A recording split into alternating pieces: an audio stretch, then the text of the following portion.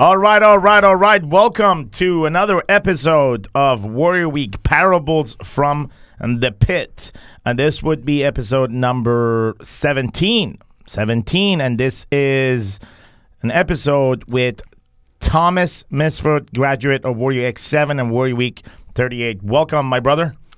Welcome. Glad to be here. All right. We're going to start just in a second. Sit down, relax, and enjoy.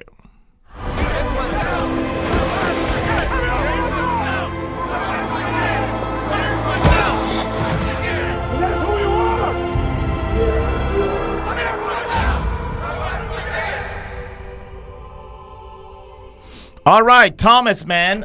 So talk to me. You came to Warrior X7. Prior to that, like, what was your experience with Warrior? And truly, man, what was like the pivoting point for you to say, hey, man, I got to be here. I got to do this?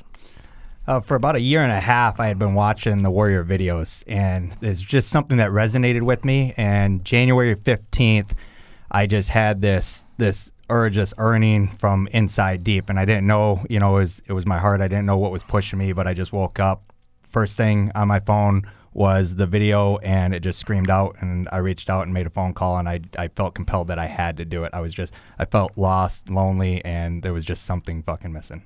Okay, so let's talk about your experience, right? You come into Warrior X, and just talk about that entire experience. What happened to you and to your life?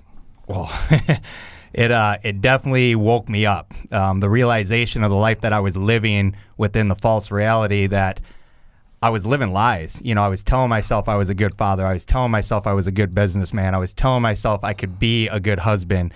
And at the end of the day, I wasn't even good. I was barely even okay. And I didn't realize that until getting into Warrior X and having the reality of my life busted apart to actually see the truth and the facts of how I was living, which was all bullshit. It was just stories that I made up, and that's why I was lost, and that's why I felt lonely, even though from the outside, it made everybody seem like my life was awesome, like I had it all, but inside I was dying. I was stuck in my own pit. All right, let's get a little bit more specific.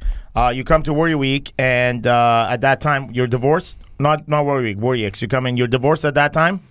Yeah, I was divorced years back, but I was in the midst of a semi kind of relationship, but there was no connection, there was no emotion there. It was just playing the part. So you come in, and how many kids do you have? I have 3 kids. 3 kids. All right, so just talk about who Thomas was just prior to that experience, how you were operating, like specific patterns with your kids and specific pattern with this other female in your life, and also specific patterns and, relation with your ex-wife. So coming into this, I felt like I was a good father, but I was so disconnected. My oldest daughter, she hadn't even really connected. She'd go 3-4 months without even replying to a text message or a phone call for 2 years. How old is she? She's 16 now. 16, okay. So, and I've never been emotional. I've never been one to cry or anything. And I finally started connecting with my emotions coming into this. But before that, I was just physically there. I wasn't there emotionally. I wasn't there, mentally. She knew I wasn't there, so she pulled away from me, and it killed me, because I was playing the part that I'm this great dad, but yet my daughter can't even reach out and connect to me. She can't even talk to me about anything. What was her pulling away patterns, man? It was a disconnect to where no matter how much I tried, she felt like I wasn't good enough because I wasn't paying attention. I wasn't connecting with her. So I felt her pull back, feeling like, you don't love me. And when you divorced, how old was she? She was just about 4. We were married and divorced in less than 6 months. Me and her mom only stayed together because we had a kid and we tried to make it work, but we didn't get along. So she was just 4 years? Yeah, she was 4 years old.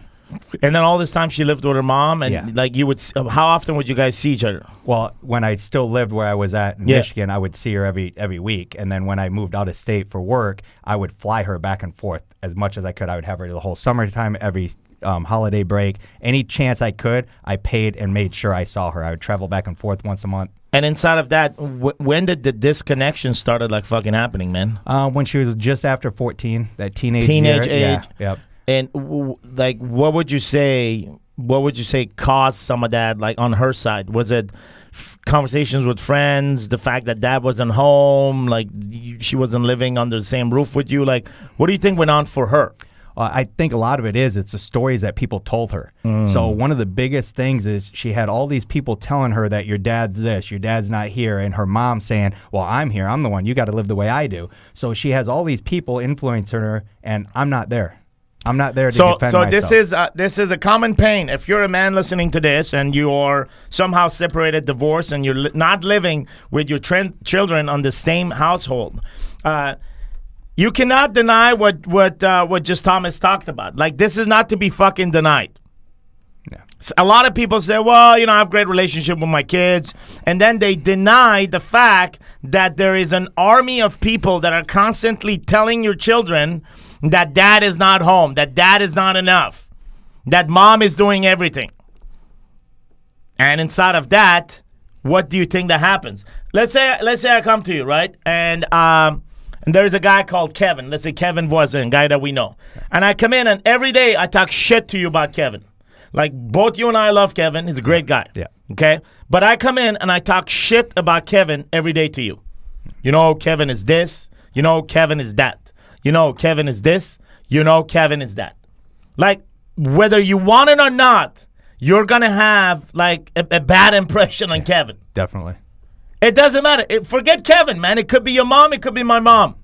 You come to me and you criticize my mom in a polite way, so I don't get fucking mad, right? Yeah. But in a polite way, for a period of a month, I'm going to be looking at my mom differently, bro. So now take a 14-year-old, right? 14. She's just trying to find her identity. Like, there's all this pain inside of her, too, because, she sees other kids with their dads, every night, and she doesn't have that. Where the fuck she's going to express that, man? You know what I mean? Yeah. It's hard. So then comes in this comfort of attack, which is, hey, your dad not this, your dad not that, and she grabs onto it because it's the only way she can release some of this pain. Correct. Right? Yep. So the way she releases it's in this putting a wall, this disconnection. Yeah. So these are the fucking facts, right? Yeah, without a doubt. These are the fucking facts. And when you say, I wasn't a great dad, it's not that you were a fucking bad dad. So you were a good dad, but at one point, you were actually tolerating and accepting all this fucking bullshit. Like, everything that everybody else was putting in your daughter's head. So when you say you find a greater version of yourself, and I'm going to have you, emphasize on this, is the fact that you actually rewritten the fucking operating system. You looked at it and said, okay, I'm not going to tolerate this shit anymore. Like, fuck you. I'm the dad, and I am there, and I will fucking lead my daughter. So fuck you, and your fucking stories are telling me that I'm not enough. And so your voice became louder to override the fucking noise that always will be there. So talk to me about that specific change. So that was huge. It was a fucking monumental point throughout my life because for once I was able to connect with her and actually bring her into my world and me into her world instead of living in just two separate bubbles. Yep. We were separated by all the chaos and all the noise. And when I actually sat down with her this year after going through Warrior X, yep, and I broke down and good, even right now, man. It's like it's the only time that I really get emotional, and it to tell her the truth about everything, every story, every aspect, why I did what I did, yep, why we were separated, why we moved that way.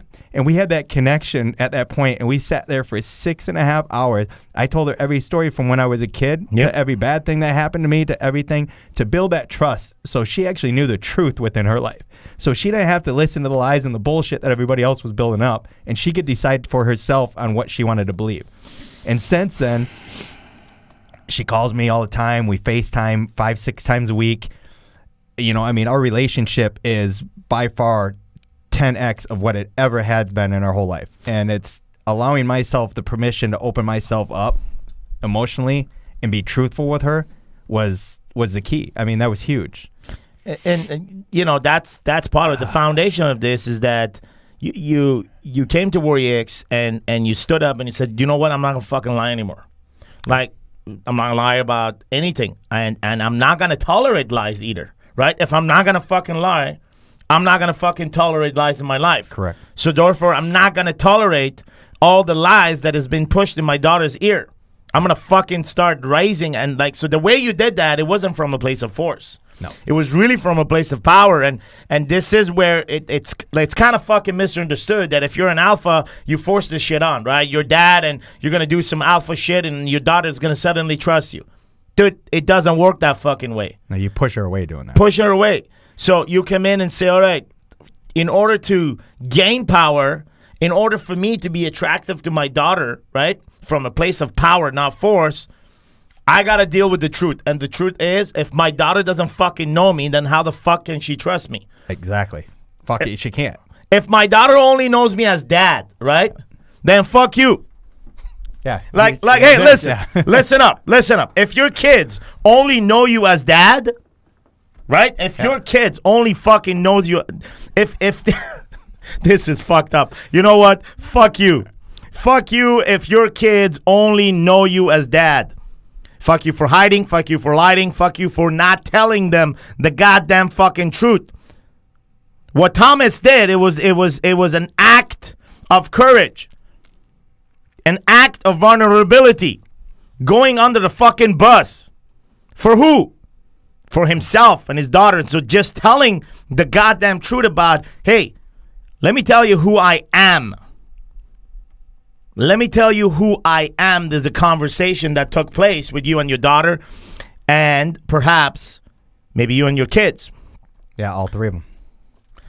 Let me tell you who I am is different than let me tell you dad, who dad is. Let me tell you I am tells a story about your struggles, your pain, your joy, and like everything about you, right? And now you, like you said, you fucking spent 6 hours and a half. And she actually stood there sponging this, you know? Yes. Yeah, so it's not like, you know, Dad, you're pretty fucking boring. I'm going to go on the Instagram. No, man, this is like a dialogue that's taking place. And she's listening to this. She's getting to know you. For the first time. For the first time. And this is like, it is empowering to her. So she downloads all this shit about you.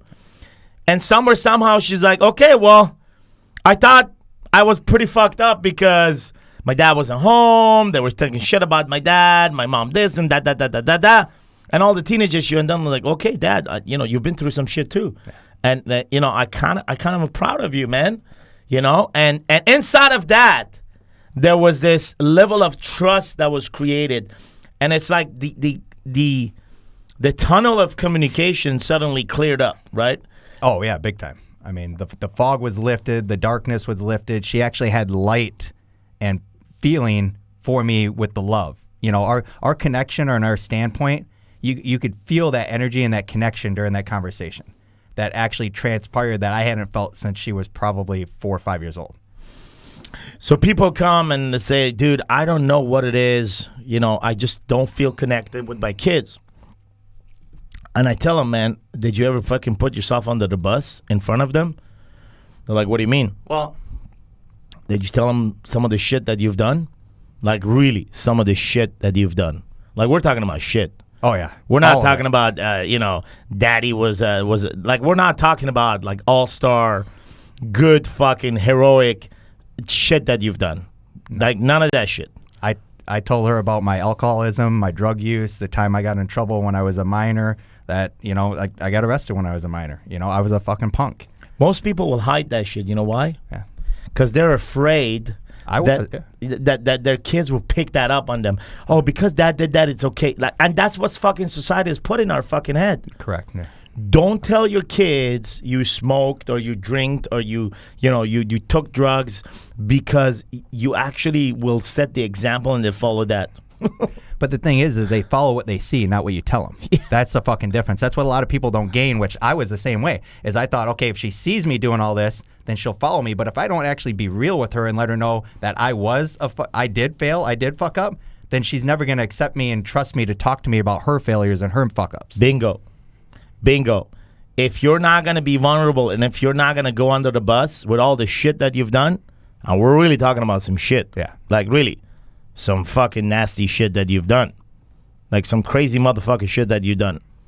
If you don't feel comfortable telling that to your kids, then dude, will you hide it? What are you hiding from? Are you planning to go back to that shit? Is that why you're hiding? Like, what is the reason? Are you planning to do the shit that you've done in the past, therefore you're not going to talk about it? And if you've done it in the past, why can't you just use that as an opportunity to be vulnerable with your kids and let them know who the fuck you are? Let them see your totality, that you're not just this perfect fucking dad. You're not. There's no fucking perfect dad. There is no perfect fucking dad. Most dad fucking watch porn. So you're not fucking perfect. Fuck you. What am I telling you? Don't fucking hide.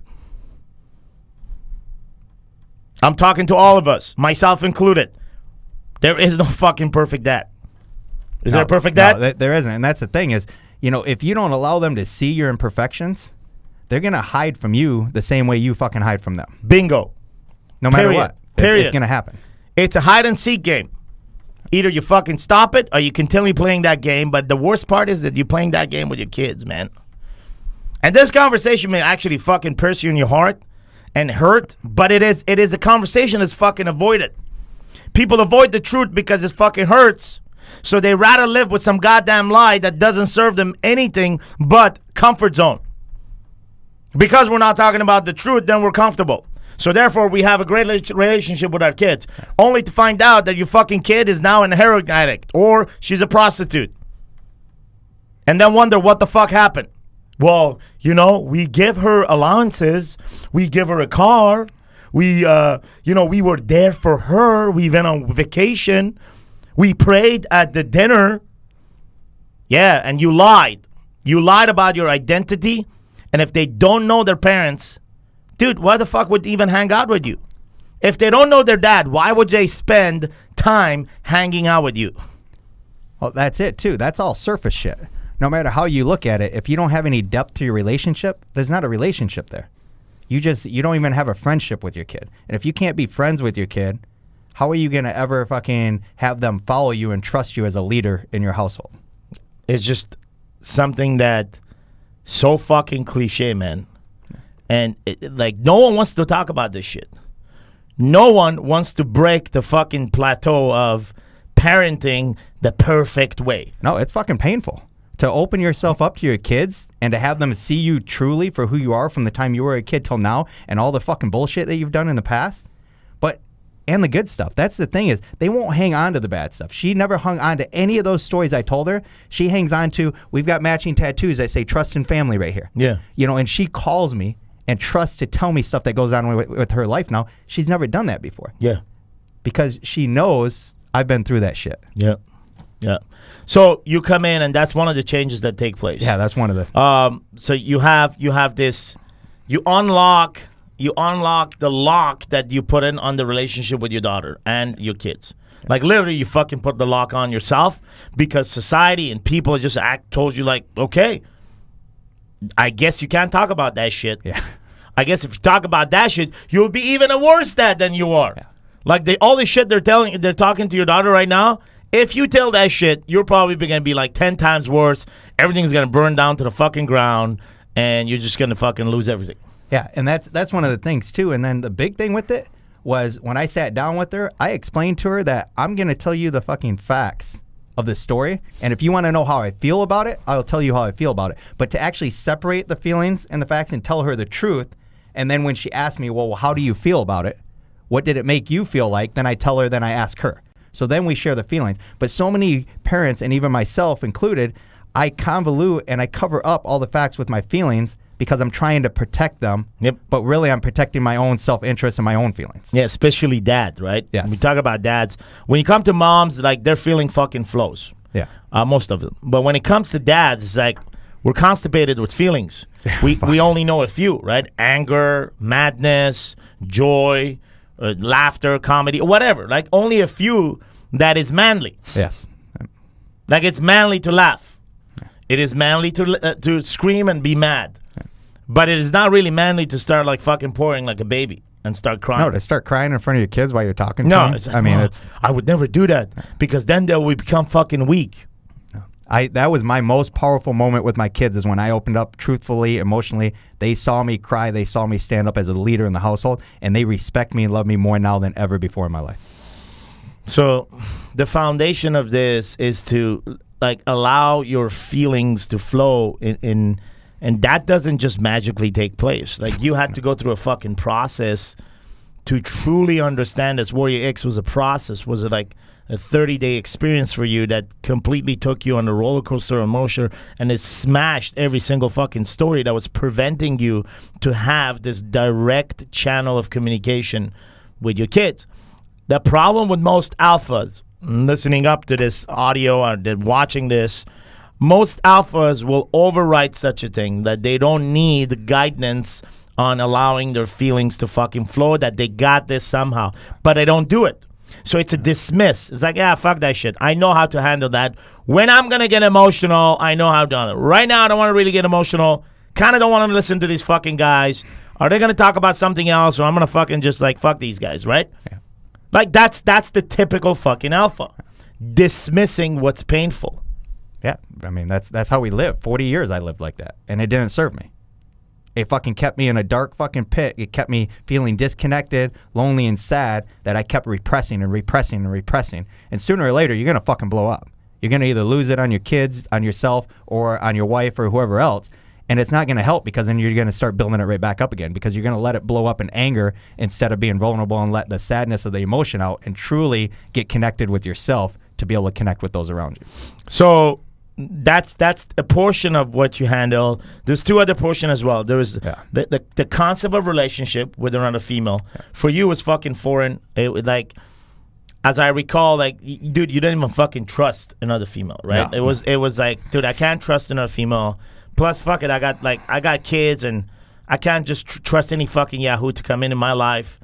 And dude, like I just don't have the time and energy to spend in this shit because I got to protect my kids. Yeah, exactly. So talk about that aspect and how that changed. So going through my life with the relationships, just like you were saying, you know, I had trust issues, and not from a man standpoint, from confidence or anything like else, because I'll stand up and I'll own my space within that, but I never trusted myself to be able to love or connect or put the time in to have somebody else either hurt me or mainly hurt my kids. I didn't want to put my kids in the spot.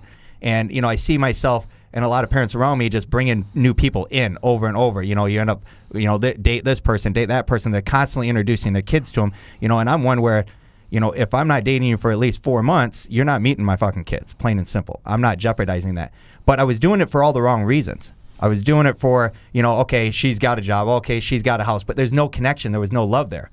And what this process allowed me to do was open up myself to actually love myself and actually truly know what love is for the first time, not these stories in my head saying that this is what love is or that is. And, you know, that separating myself from that and actually building off of that, now I'm engaged to the woman of my dreams. I mean, I'm actually know what love is, not only for my kids, but the trust and love that I've been able to open up for a woman in my life that I've never actually been able to connect to, you know, up till this point, which is, I did that because of what I went through in Warrior X. So that was a pretty good story, but we're going to get very specific inside of that. Yep.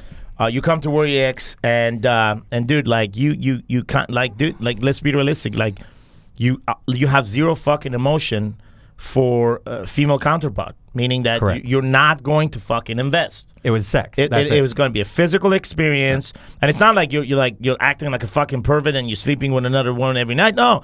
It's just to meet the physical needs with a woman in a respectful way. Yes. Yep, in a respectful way, but you would never ever give yourself permission to emotionally get engaged with another woman. No. At that time.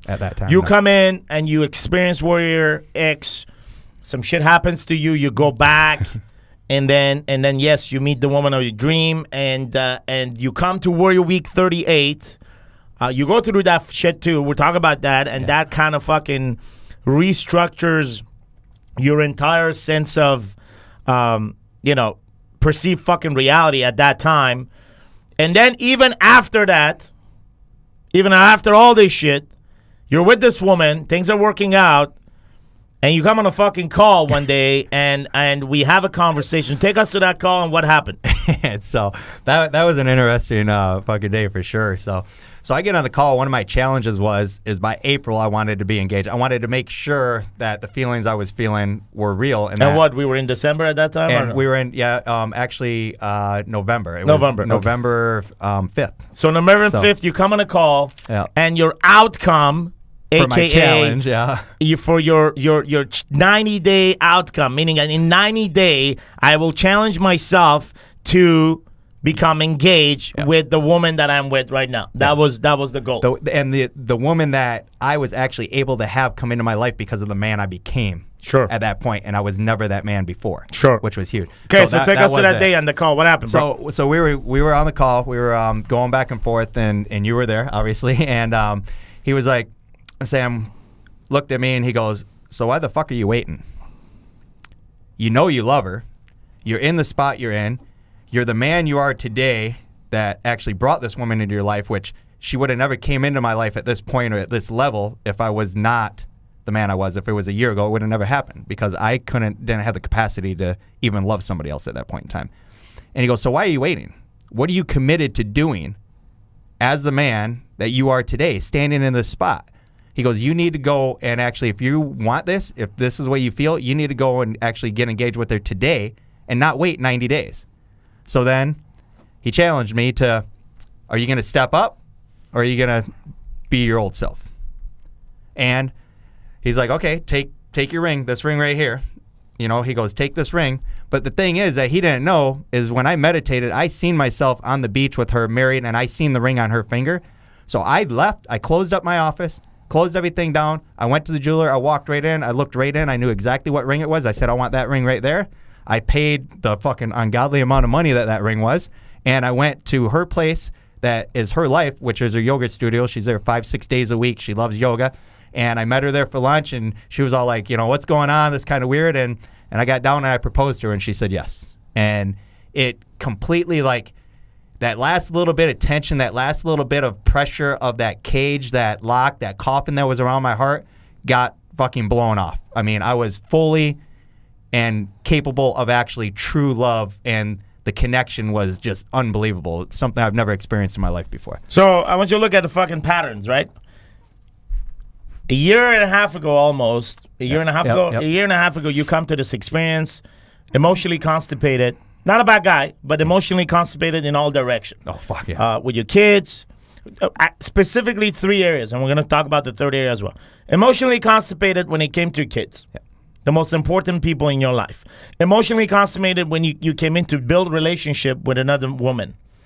Emotionally constipated to build a relationship with God. Just go by, you know, whatever structure that's been taught to you, but never above and beyond to actually give yourself permission to encounter God, right? Yep. So you go by the information on God, not the experience of God, right? And Correct. So that constipation gets released somehow in a year and a half inside of this game, only to find yourself still with the same fucking patterns and habit, but in a very different way showing up.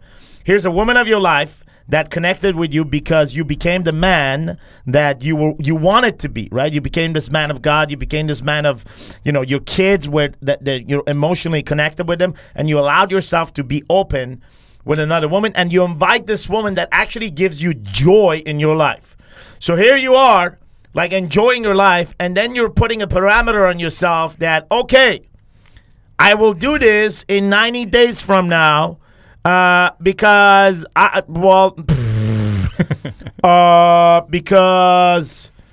I'm scared, because I still have the same reservation. I don't want to fucking admit it. So there is pain that the mind is trying to avoid, and that's why you're creating this fucking 90-day gap in order for it to come later. But the pleasure that you're gaining is daily. And so between you and this 90 day, there's only a fucking story. Yeah. That says there's possible pain, so delay it. So delay it in hope that something happens and this never happens. But yet you totally don't fucking want that. In the heart, you're having a joyful time. Your heart wants it now. Your mind says, hey bro, there may be pain in this, so why don't we create a 90-day gap here in hope of safety so that maybe some shit happens and then you don't get hurt. Yep. And so you fall in for that. As much as, great you've become, you fall in for that pattern, and then you come on a call and then you're told fuck off. Basically, you're told fuck off with this fucking pattern because this is not who you are today. Correct. Yeah. You live by a code. You tell the fucking truth. What is the goddamn truth? Well, I love this woman. Do you or do you not have extreme amount of fucking joy?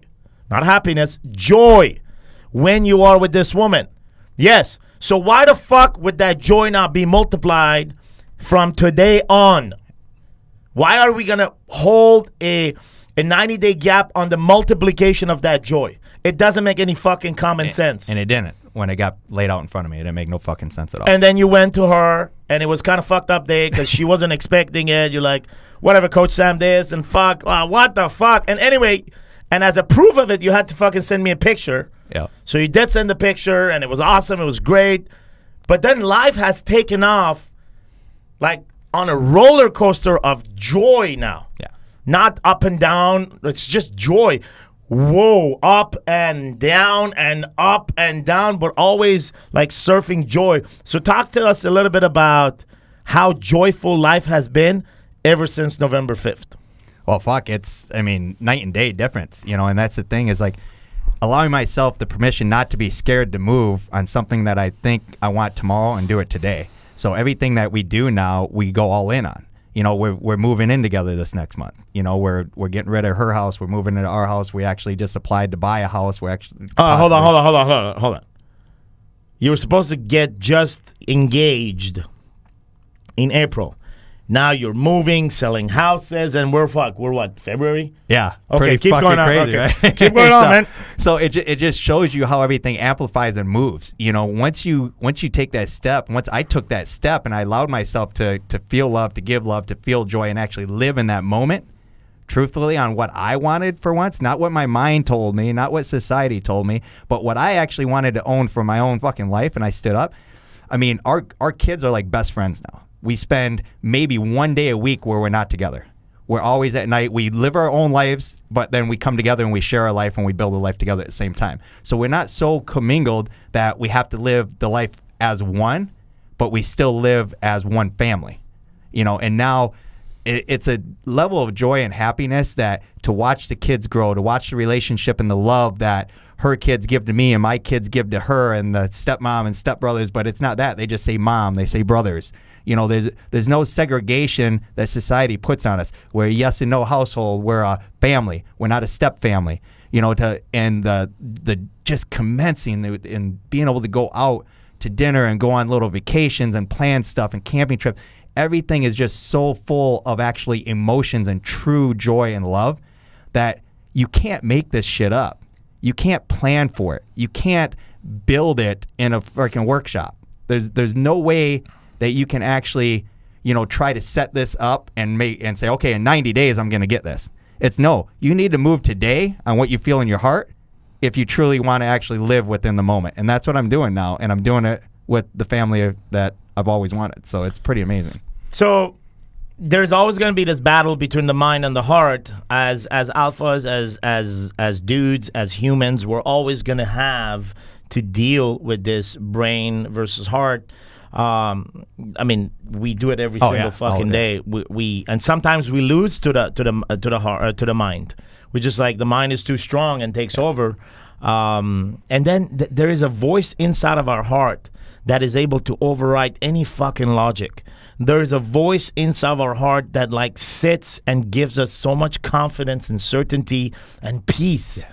And there's a voice in our heart that says, I got your back, that I'm behind you as a fucking massive, tremendous amount of fucking power, like unlimited power just behind you.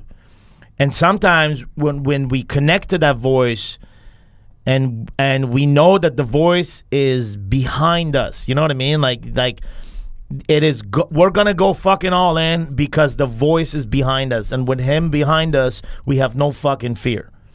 Talk to me about when did you find that voice, man? Because that changed everything for you ultimately. Ultimately, even the courage for you to go and ask this woman to get engaged and marry you was like coming from the voice inside of the heart and what the backing that the voice was providing. Oh, yeah, without a doubt. I mean, the first time that I was able to really connect with my inner voice, and, you know, you'll hear a lot of people say it's the universe, it's the energy. To me, it's my God. And it was on the mountain at Warrior X. And I actually, when I went up there, and just remember this. So this is one thing, too, is I was never emotional up to this point. I kept everything in, and to really truly live and love my life, to allow my emotions to come out, has made me more powerful and more of a fucking leader and a man than everything. So anybody that says you can't cry, you can't be emotional is full of shit. They're hiding. So I got up there and I felt God. I seen my grandfather, and I could hear him. He just said, "Just let me in. Just let me in, because I'm here to help you and to support you. Just listen to me." And I connected there for a point, and I connected for a while, and then I started losing it again. And I came into Warrior Week 38. And it hit me like a fucking steam truck. My grandfather was there again. I could see my son, which was crazy, because to see him in my grandfather and him, my grandfather was like a dad to me because my dad worked so much. So my connection with him was stronger than anything in the world. And, you know, he goes, you know, you didn't fully let me in before. He goes, I was there, but now I'm truly there.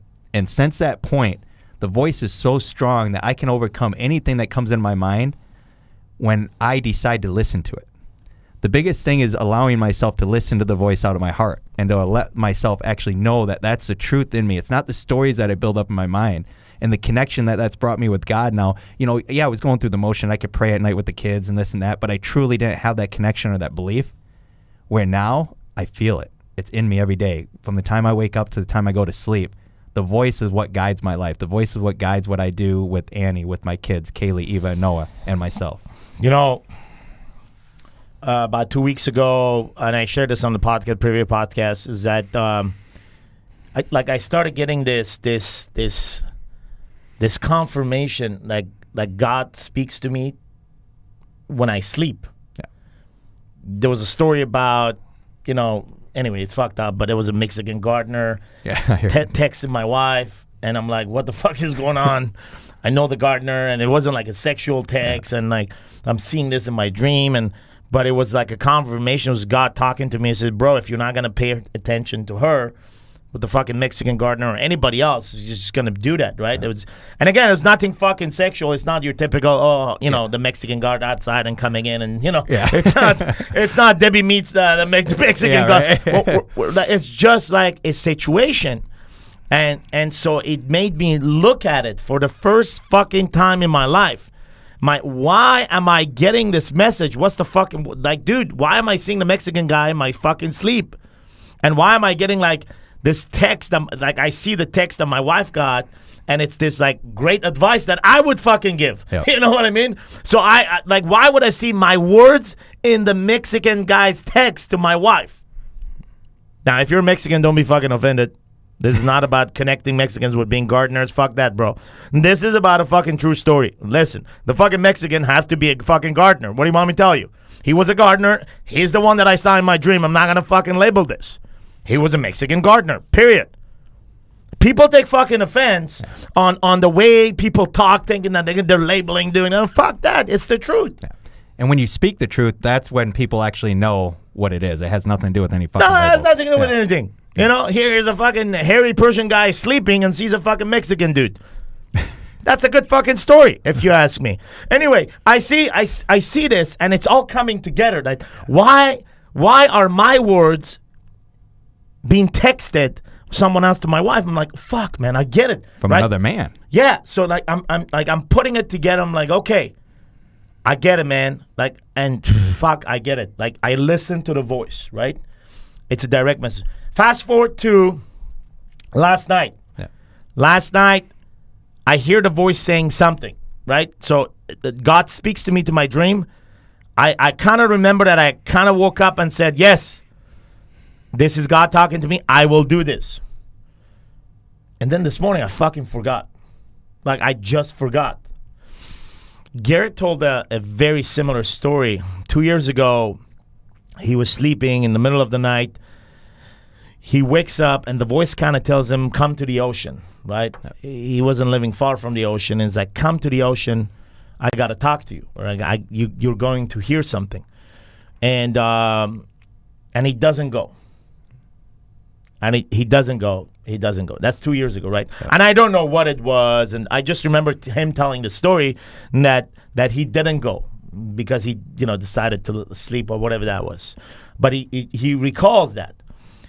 Fast forward to last night, I remember getting the message, like, okay, I got this, I will execute on this, right? But I don't remember what it was. So as an action item, I think, or as a system or whatever, I'm gonna have a little note next to my bed in order to write down what was told so I can remember. But then again, I don't even know if I'm awake, so I can I don't fucking remember if I was awake or this is all fucking dream. Yep. Right? But if I am awake, I'm going to remember to write it down. Number one is because I'm sharing this for the first time here in this place. So this is becoming not just a revelation, but it's a manifestation that this took place, and I will be doing this. But ultimately, the point that I'm trying to fucking make is that I report to the fucking voice, period. I report to God, period. I report to the voice, and I feel so fucking powerful when I make that fucking statement. Like, I report to God, period. I report to the voice. That's the only motherfucking person I report into. And that's the thing is, you're never going to know when it's coming or how it's going to come or what it is. You just have to be willing to accept it, listen to it, and then, like you said, report back. Because at the end of the day, that's all that fucking matters is living within that voice. Because there are many peoples. In fact, everybody gets revelation. Yeah. Everybody downloads a revelation from God. Some people are lost. They don't call it God. Some people call it the universe. Some people rub oils on their fucking nipple and whatever, man. I just don't know, right? But, hey, for those that have actually some structure and they can actually make sense out of this because it's a faith-driven conversation. And when I say faith-driven conversation, it's all faith. All faith. Yeah. All faith. The faith of fucking humanity. Not the faith of Christianity, Muslims, Jews, Buddhism. None of that shit, right? It's all of it together. The faith of humanity. If you live a faith-based style of life, and the faith-based style of life is humanity. The other day, I got an email from this woman. Oh, Wake Up Warrior, I'd like to have a few questions, like how much is it? I want my husband to come to this and blah blah blah. So I want bunch of shit for my husband. Yep. And at the end of it, and it's very important. Is this a faith-based organization? So obviously I don't respond to all the other fucking questions. It's just a fucking waste of time. But because the husband itself should. But I do reply. It says, this is a faith-based organization. It's called the Faith of Fucking Humanity. Literally that. Faith of fucking humanity. Like, there is no separation between the fact that this is your practice and this is his practice. As long as you're tuned into the voice and you report to the voice, you're under the faith of fucking humanity. Yeah, I couldn't have said it better because that's exactly what it is. Or else you're under the faith of an organized organization. You report to the priest. You report to the imam. You report to the guy that is actually, you report to the fucking rabbi. You report to the guy that is actually in between you and God. You either report to the voice directly or you report to someone that it's in between. And when you have someone in between, you're not hearing the fucking voice. No, and that's one of the biggest things that I learned is when you allow yourself to have somebody step up in between like that, what you are doing is you're putting your faith into another man that's downloading the message for themselves that's giving it to you. It's not your message. It's not your voice you're listening to. Think about this, and I'm going to fucking put out this like a motherfucking bomb. Think about this. You gather 5,000 motherfuckers on a Sunday, and you put them in a big-ass room. 5,000. And you take them for 6 hours of preaching. Think about this. Think about this. 6 hours of preaching, and there are 5,000 people in the room. 5,000 dads and moms and kids, and like 5,000 people are in the room tuned in to divine conversation for 6 hours. On one part, you're like, okay, this is great. This is good for the soul. This is, it replenishes the soul, and it's a state of meditation. I agree with that. From that aspect, I agree with that. Yeah. And you need that once in a while, right? And it's great that there are people that are talented that can conduct such an event. And they do it every Sunday. Oh, yeah. On the other side, if you give up your own power of connecting to the voice and reporting back to the voice in order to find someone else's voice, and for 6 hours you are in tune to someone else's voice versus listening to the voice inside of you and what God is telling you. You're not going to fucking find God in a place where 5,000 people are gathered and one guy telling about it. That's not where you're going to find God. You can find God inside of your heart, at home. You can find God anywhere. You don't have to be in a church, in a mosque, synagogue, none of that shit. You could be sitting in the bathroom while taking a shit. I'm giving you the most fucked up situation. Yeah. And you can actually give yourself permission to connect with your heart. Like really connect with your heart. That's pretty fucked up. And I'm going to tell you a story, and you heard this story, but I'm going to fucking say it again. You heard it Warrior X on those mountains, but I'm going to say it again. For fucking 25 years, 25 years, I had a story that robbed tremendous amount of power from me connecting to God. And the story was the following. If you are not physically clean, you should not pray or connect with God at that time. It's inappropriate. It's disrespectful. Let me explain what clean is. Clean is if you took a shit and you did not wipe your ass properly, or you cleaned up or take a shower, that is not clean. If you just took a piss, if you just had sex and you ejaculated, right? Or if you just sweated or you cut yourself, there's some blood. So all these fucking rules and regulation that first of all labels you as not being clean, right? Not being enough, not being clean. So if you're dirty, God is not for you. You must clean yourself before. You must be worthy in the presence. You must come to the presence of God clean. So for fucking 25 years, every time I would work out, you know how that burst of energy that you get and you want to sit down and you just want to be fucking grateful and because you finished, smashed the fucking CrossFit workout. You're like all fucking proud because an hour ago you didn't want to even fucking go to the box.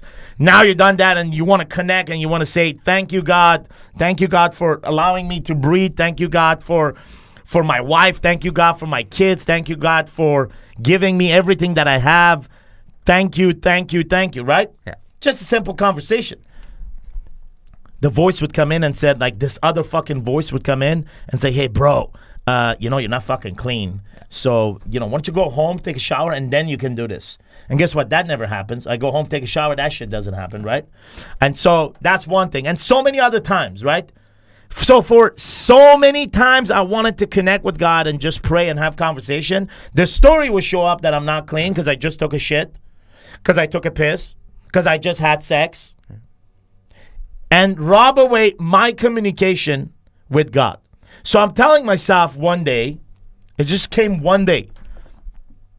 I'm like, what the fuck is going on here? Like, what the fuck is happening? God created shit, piss, ejaculation, and as well as blood and sweat. It's all his fucking creation. It comes through me. Correct, yeah. It's my system. It's my biology. Why am I fucking hiding that from God? Because some people said that that's dirty, because an organization said that, and some fucking asshole put that shit in my head when I was a kid. And I run with that fucking story for 25 years, and I fucking disconnect from God and don't pray from God because the story shows up. Fuck that. Yep. So when I said that to myself, I literally said fuck you to the story. There's something that we use here. It's called the fuck you strategy. We'll talk about the fuck you strategy in the future podcasts. But the fuck you strategy allowed me to say fuck you to that story. And this happened like 2 years ago. And from that, like ever since that shit, anytime I want to connect to God, doesn't matter if I have shit on my face, doesn't matter if I'm poor of fucking sweat, it doesn't matter. When I want, I connect. I won't allow a human fucking, a man-made fucking story to come and rub power between my conversations and God. So when you go 6 hours and listen to some other guy fucking talk, beware that part of this is positioning of stories, limitation between you and God. And they're fucking clever at positioning this. Yes, they are. They position this. And once they fucking position this, then you too may be running for 25 years with a fucking story that says, hey man, if you want to connect to God, you better be clean. How fucking childish that is. As if God need anything from me. Like, what the fuck is that? It defeats the basis of everything. So you heard the story, obviously. Yeah. And you heard it in a different way on those mountains. Oh, huge, yeah. But how did that, like, just sharing that fucking reality of my life had an impact for you to see yours and the stories that was between you and the voice? And talk about some of those stories specifically. Yeah. So exact same thing. Growing up, going to church with my grandma and my aunts and stuff, because my parents weren't really religious, but my family was. Half was Catholic, half was Protestant. So I always went to church every Wednesday, every Sunday. But I was told that I had to dress a certain way. I had to act a certain way. And I could only pray and connect with God in the church as I sat in the pew. Outside of that, I wasn't allowed to. Our connection point, God wouldn't listen unless we were there, unless the priest was there or the reverend was there, because it channeled through them. So we had to do that. And so for years, I listened to that, and then I disconnected myself.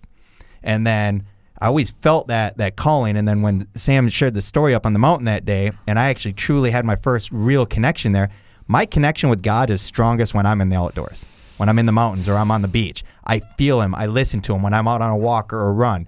And allowing myself to destroy the man-made stories of, you have to be sitting in this church, you have to be listening to this other man, and writing my own fucking story, owning my own script, and allowing myself to live by my words and my feelings of connection with God, opened up my eyes to the realization of the voice that I've been blocking out and holding this whole fucking time has been there, but I've had earmuffs on that block the sound out and not allowed me to listen because somebody fucking put him there. Not myself, not my God, but I allowed another man to create the block in between me, my voice, and my creator for 40 years. And when I was able to remove those, because of the story, because of having that connection up on the mountain, because of allowing myself the permission to stop listening to other people's voices and start listening to my own, my connection with God was actually opened back up at a level that I had never felt before. Again, another holy shit moment in my life. Like, he's been talking to me this whole time, and I've been dismissing it because everybody else told me that I'm not allowed to listen that way, or I'm not allowed to move that way because it's not the proper way, the way you were raised, just like you were with the the cleanliness. So now it doesn't matter where I'm at. When I feel it or I hear it or I get into a moment where I feel a download coming, I'll pause, I'll stop, and I'll listen. Yeah. Because I can actually allow myself to now. I'm not letting somebody else control me. So if you're a man listening to this podcast or watching this and you're running right now in the outdoor, or that you're taking a hike, or you're walking and you're currently outdoor, and let's say you're fucking driving and you are currently outdoor and you're looking to the left and right, and you can see the nature outside. You can look up and see the sky, and you can see the majority of items that your eyes is able to see and label as nature is out of your capability of creation, or another man's capability of creation. Meaning, you look at those mountains and you ask yourself, can a man actually create that? If the answer is no, then probably no other man can do that, including yourself. And that opens the conversation of who created. There is a path that you can take, and that's based in science. And you can go and find all the fucking proofs of it to prove that that mountain was there 5 million years ago by this theory called the Big Bang, and blah, blah, blah, blah, blah, blah. And good luck with that shit, because I'm not here to hear that shit, although I respect some of that. But I'm not here to feel hear the full fucking scientific story on that. And that may be true. The science of this may actually be true. I'm a scientific motherfucking guy. But I'm not blindfold when it comes to science. I don't put the blindfold on and I say I'm a scientific motherfucking man. I am a scientific motherfucking man driven by faith and reporting to the goddamn fucking voice with my own philosophy and concepts on top of that. How about that?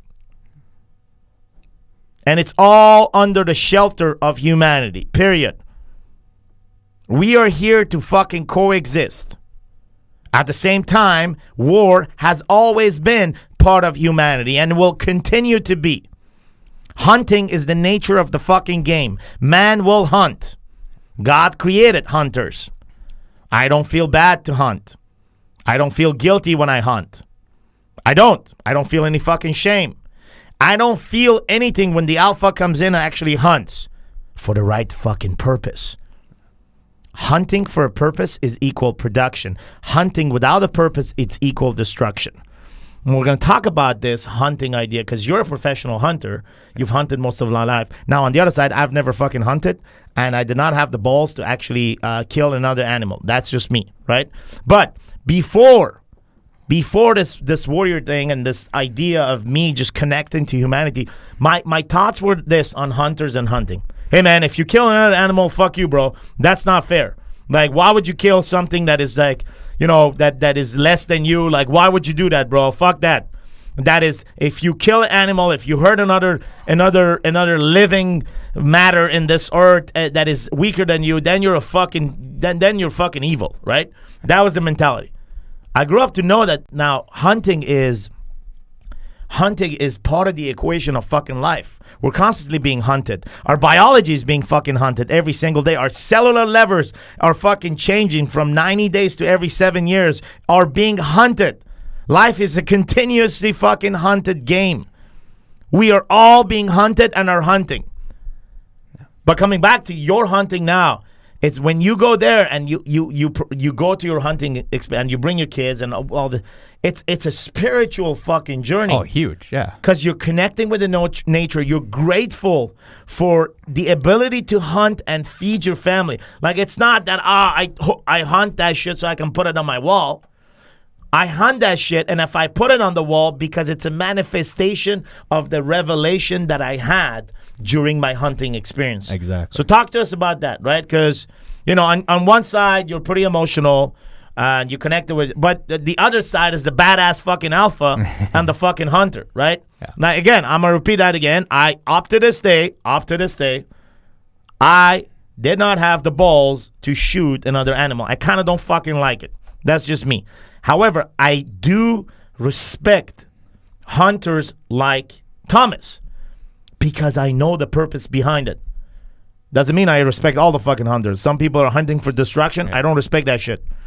I will hunt them. But I will hunt people that have a purpose behind hunting, and that is serving, and that is leading, and that is producing. So talk to us a little bit about that, man, because you're in the best place to talk about this shit. Yeah, and that's the thing is, you know, a lot of people, as soon as they hear hunting, they don't realize that you're hunting everything in life, you know. So when I go out to the outdoors and I take my kids out there and stuff, one of the biggest things when we do finally harvest something is we're thankful. We pray. We thank for the blessing, you know, because in the Bible it tells you to grab your bow, grab your quiver, and go out and harvest me the game. God has put animals here just like he has put us here.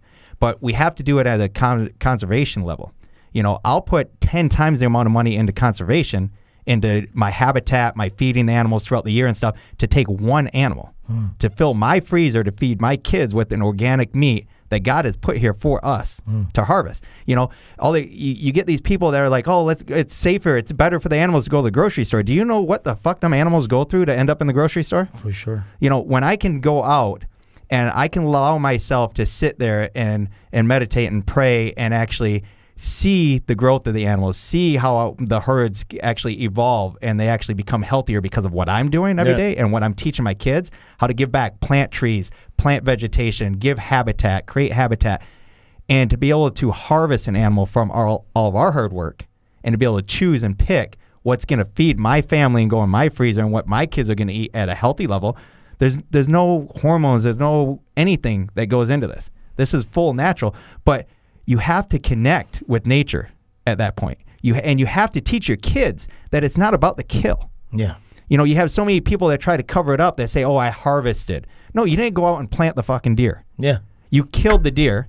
You butchered it. You put it in your freezer. You eat it. It's meat. Yes. Don't cover it up. No, it's not wheat. It's not fucking alfalfa. But I plant alfalfa. I have feeders. You know, I mean, people will spend $20,000-$30,000 a year to take one deer. And people are like, why? It's like, well, because I just helped another 800 animals on that ranch by doing that. Yeah, I took one, but I'm feeding and helping survive so many more. So you have to give yourself the ability, when you look at hunting, whether it's hunting a job, whether it's hunting a relationship with your kids, whether it's hunting your best body that you've had for health-wise, not for a look. You have to have that purpose-driven possibility in front of you. Beautiful. And, okay, so let it be said, let it be known. I'm going to come down. When is the next hunting season for you, bro? We start in August for archery. Rifle starts in October. So there's nothing before August? If you put in for a draw tag, you can come up and turkey hunt with me. That'd be a good start. Yeah. When it's can fun we do as that? shit. When can April. we do? End of April. All right, so I'm down in Hell April. Yeah. I'm coming down, and I'm going to shoot the fucking turkey. Hell yeah. And break the story, and then do it with you in terms of this spiritual journey. Yes. For me, it's going to be a spiritual journey. And so I'm down in April. We're going to do my first hunting. You have the guns? Or I have to bring them? Well, I'm going to have you shoot a crossbow, though. So during turkey season, we like to use crossbows because guns you mean, scare the rest of them. we're not going to use dynamites? Oh, no dynamite. Okay. And I'm going to call them right in to where they're going to come in and charge you. The turkeys will actually, so you'll get nice and close. It's All fun. Right, cool, man. So I'm down there. April is. I guess it was meant to be. Yeah. We talk about it, and the voice says go, and I'm going.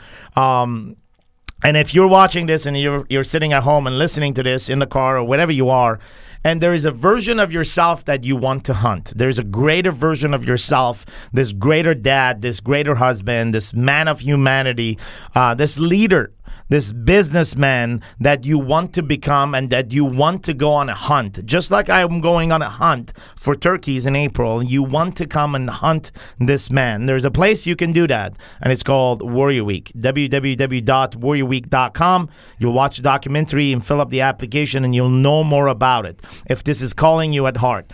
However, if this is something that has shifted you today in terms of conversation and that you've actually got some value in this and you're going to take some of this content, data, whatever the fuck you want to call it, and actually apply it in your own life. Before you do that, do us a favor and just simply forward this to another man. Because if this has resonated with you, another man could actually resonate from this as well. And you could be helping him open his eyes and making his changes. Inside of that, you'll find more details on the podcast of Warrior Week at www.warriorweeknow.com. You have all the podcasts, additional videos, PDF, and script of the podcast. You can always find us also on iTunes or Google Play by simply typing in Warrior Week and doing a search and subscribing to the podcast. Thanks for being with us, Thomas. Thanks a lot for being here. Thank you for having me. It is a Warrior Week. We're running in Warrior Week right in about 30 minutes. You're going to lead this Warrior Week with me, and I couldn't be more excited to have you here and have you guide these guys through a journey that you lived for the past 2 years, and now it's time to take 13, 14 other guys into a place that you've came from. Yeah, correct. Beautiful. All right. We'll see you guys shortly.